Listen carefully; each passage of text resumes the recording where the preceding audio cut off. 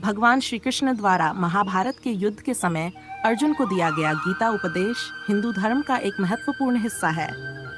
भगवद गीता में श्री कृष्ण ने अर्जुन को जीवन, धर्म, कर्म और भक्ति के महत्वपूर्ण सिद्धांतों के बारे में समझाया है। यहाँ कुछ प्रमुख उपदेश दिए गए हैं। 1. कर्मयोग। श्री कृष्ण ने अर्जुन को बताया कि व्यक्ति को अपने कर्तव्यों का पालन बिना फल की इच्छा किए करना चाहिए।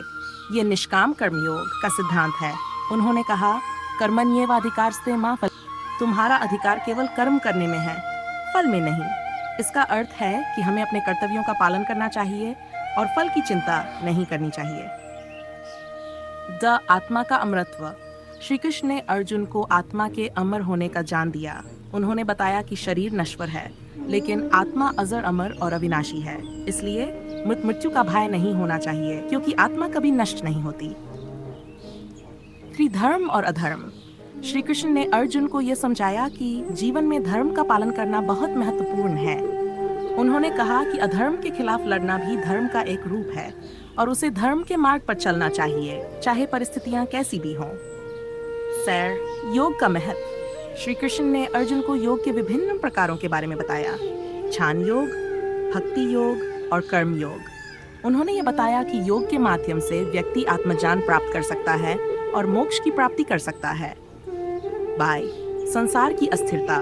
श्री कृष्ण ने बताया कि यह संसार अस्थायी और माया से युक्त है। जो वस्तुएं और परिस्थितियां हमें सुखी या दुखी बनाती हैं, वे सब अस्थायी हैं। इसलिए व्यक्ति को स्थायी और नित्य सत्य की ओर ध्यान देना चाहिए, जो केवल आत्मा और परमात्मा है। 6. सर्वधर्म संभाव। श्री कृष्ण ने यह उपदेश दिया कि सभी धर्म, रास्ते और उपासनाएं अंततः परम सत्य की प्राप्ति के लिए ही हैं। उन्होंने कहा, सर्वधर्मान परित्यज्य मामेकं शरणं व्रज। सभी धर्मों को छोड़कर मेरी शरण में आओ। इसका अर्थ यह है कि सभी धार्मिक मार्ग अंततः एक ही सत्य की ओर ले जाते हैं। संभाव का सिद्धांत। श्री कृष्ण ने कहा कि व्यक्ति को सभी प्राणियों के प्रति संभाव रखना चाहिए। सब में परमात्मा का अंश है, इसलिए सभी समान हैं और उन्हें समान दृष्टि से देखना चाहिए। गीता आज भी दुनिया भर में आध्यात्मिक और नैतिक मार्गदर्शन का स्रोत बनी हुई है, बल्कि यह भक्त और भगवान के बीच के प्रेम का प्रतीक भी है। आपके जीवन में राधा कृष्ण की कृपा बनी रहे। राधे राधे।